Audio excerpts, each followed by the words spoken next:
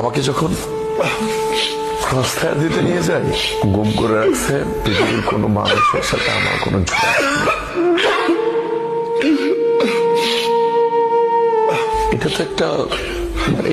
এটা তো একটা রুম।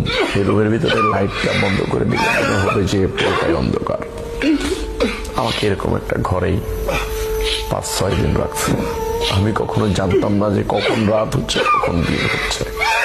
একটা সময় গভীর রাত্রে নিয়ে ক্রস ফায়ার দিতে নিয়ে গেছে।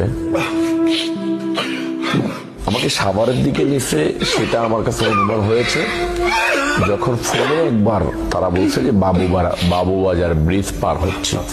তখন আমার কাছে মনে হয়েছে যে আমাকে এতদিন মনে হয় ঢাকার ভিতরে কোথাও রেখেছিল, এখন হয়তো এইদিকে কোনো জায়গায় নিয়ে যাচ্ছে ক্রস ফায়ার দিতে।